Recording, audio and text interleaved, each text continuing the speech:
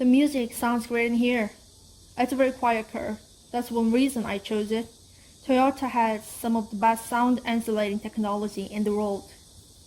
Our mommy nodded and leaned back in her seat. There was something about the driver's way of speaking that bothered her, as though he were leaving something important unsaid.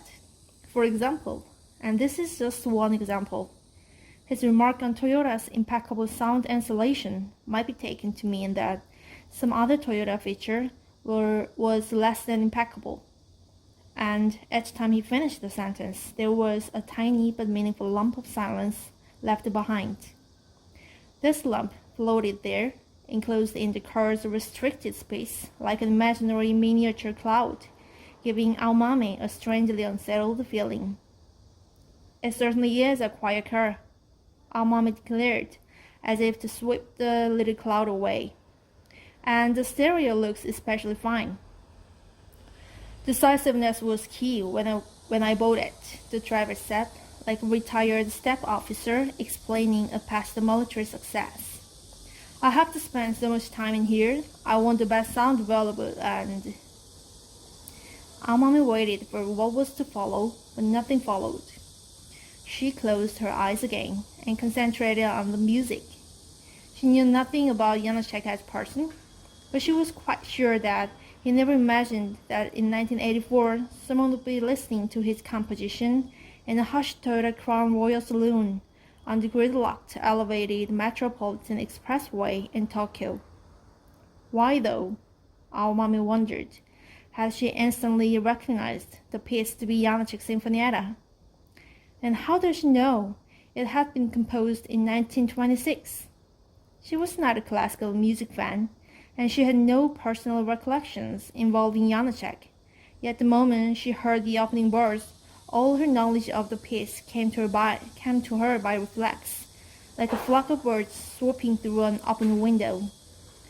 The music gave her an odd, wrenching kind of feeling. There was no pain or unpleasantness involved, just a sensation that all the elements of her body were being physically wrung out. Our mama had no idea what was going on. Could Sinfonietta actually be giving me this weird feeling? Janacek, our mommy said half-consciously, though after the word emerged from her lips, she wanted to take it back. What's that, Mom? Janacek, the man who wrote this music. Never heard of him. Czech composer. Well, the driver said, seemingly impressed. Do you own this cab? Our mom asked, hoping to change the subject. I do, the driver answered. After a brief pause, he added, It's all mine, my second one. Very comfortable seats. Thank you, ma'am. Turning his head slightly in her direction, he asked, By the way, are you in a hurry? I have to meet someone in Shibuya. That's why I asked you to take the expressway. What time is your meeting? 4:30, our mommy said. Well, it's already 3:45. You will never make it. Is the backup that bad? Looks like a major accident up ahead. This is no ordinary traffic jam. We've hardly moved for quite a while. She wondered why the driver was not listening to traffic reports. The expressway had been brought to a standstill. He should be listening to updates on the taxi driver's special radio station. You can tell it's an accident without hearing a traffic report, our mom asked. You can't trust them, he said with a hollow ring to his voice. They are half lies. The Expressway Corporation only releases reports that suit its agenda.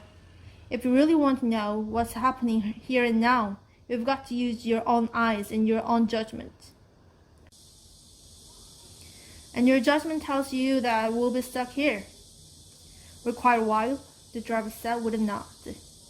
I can guarantee you that when it backs up solid like this, the expressway is sheer hell. Is your meeting an important one? Our mama gave it some thought. Yes, very. I have to see a client. That's a shame.